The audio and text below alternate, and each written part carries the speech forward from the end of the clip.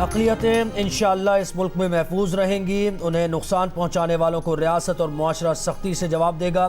نگراں وزیر اعظم انوار الحق کاکڑ کا کابینہ کے پہلے اجلاس سے خطاب، اقلیتوں کے تحفظ کے عزم کا اظہار کیا، کہا پاکستانی ریاست اور معاشرہ ایسے عناصر کے ساتھ نہیں اور نہ ہی ان کے ساتھ اپنی شناخت کرتا ہے، وہ ہم میں سے ہو سکتے ہیں لیکن ہم نے انہیں الگ کر دیا ہے۔ نگراں وزیر اعظم نے 9 مئی کو ریاست کے دفاعی نظام پر حملہ قرار دیا اور کہا کہ جس نے بھی اس دن قانون کی خلاف ورزی کی اس کے خلاف بغیر کسی خوف و رعایت کے کارروائی ہوگی۔ الیکشن کرانا الیکشن کمیشن کی ذمہ داری ہے، اگر وہ کہتے ہیں کل کرا دیں تو ہم تیار ہیں، جب تک رہیں گے اپنی آئینی ذمہ داریاں پوری کریں گے، ہمارا کام بولے گا۔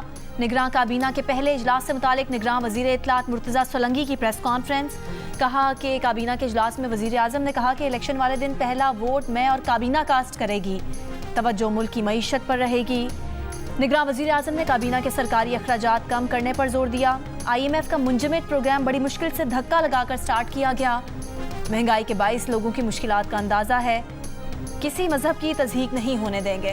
سپریم کورٹ پہلے پریکٹس اینڈ پروسیجر قانون کا فیصلہ کرے، ملٹری کورٹس کیس میں بھی فل کورٹ بنانے کی تجویز دی تھی، آج بھی چیف جسٹس سے درخواست کرتا ہوں کہ نیب ترامیم کیس فل کورٹ سنیں۔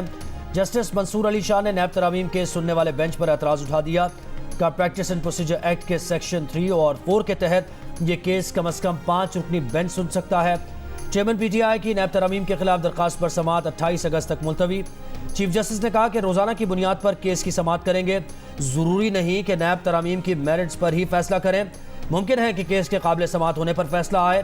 اس سے پہلے جسٹس قاضی فائز عیسیٰ اور جسٹس سردار طارق مسعود نے supreme court practice and procedure act کی بنیاد پر ملٹری کورٹس کیس کی سماعت سے معذرت کر لی تھی۔ فیصل آباد کے علاقے جڑاوالا میں جلاؤ گھراؤ کے واقعات میں ملوث ملزمان کی گرفتاری کے لیے پولیس کا کریک ڈاؤن جاری، گرفتار ملزمان کی تعداد 145 ہو گئی۔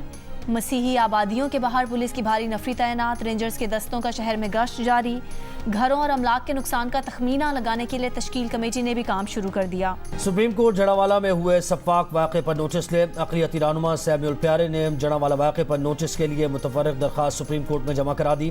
درخواست میں استدعا کی گئی ہے کہ جڑاوالا میں 16 اگست کو مذہبی اوراق سمیت چرچ کو جلایا گیا، عدالت درخواست منظور کرتے ہوئے کیس سماعت کے لیے مقرر کرے۔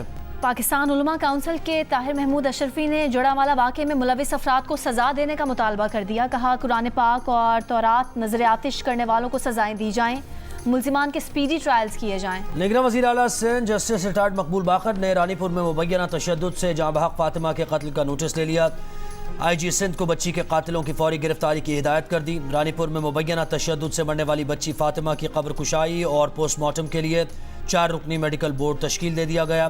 Forensic expert, professor of pathology اور DHO نوشیر و فیروز میڈیکل بورڈ میں شامل۔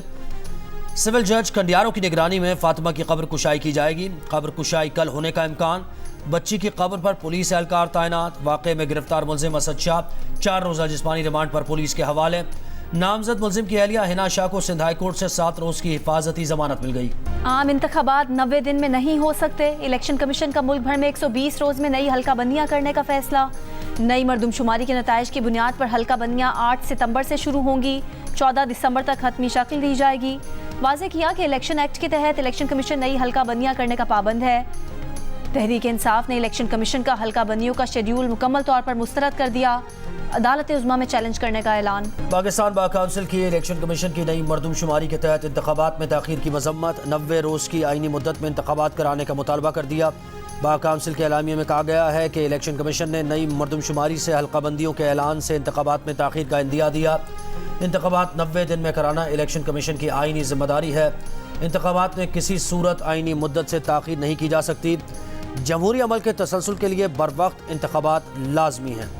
الیکشن کمیشن کا کام الیکشن کا صاف و شفاف انعقاد کروانا ہے۔ الیکشن کمیشن نے 16 مہینے پہلے سپریم کورٹ میں 4 مہینے میں حلقہ بندیاں کروانے کا کہا تھا۔ اگر الیکشن کمیشن ایک کام نہیں کر سکتا تو ان کے بیٹھے رہنے کا کوئی جواز نہیں۔ سینئر قانون دان بابر اوان کا الیکشن کمیشن کا نئی حلقہ بندیاں کرانے کے فیصلے پر رد عمل، کہا الیکشن کمیشن کے اس فیصلے سے صوبوں کے خلاف سازش ہو رہی ہے۔ سیکرٹری اطلاعات پیپلز پارٹی پارلیمنٹیرینز شازیہ مری نے آئین کے تحت 90 دن کے اندر انتخابات کروانے کا مطالبہ کر دیا، کہا حلقہ بندی انتخابات کے عمل میں کوئی رکاوٹ نہیں ہے، آئین پر عمل کرنا ہوگا۔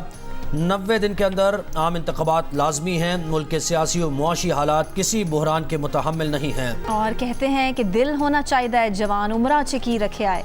मानसहरा के 110 साला बुजुर्ग ने बडगराम की 55 साला खातून से चौथी शादी कर ली। बाबा जी के बड़े बेटे की उम्र 70 साल से जायद, पोते पोतियों नवासे नवासियों की तादाद 84 से जायद है। शादी और वलीमे में बच्चों और रिश्तेदारों की भरपूर शिरकत, वीडियो सोशल मीडिया पर वायरल हो गए।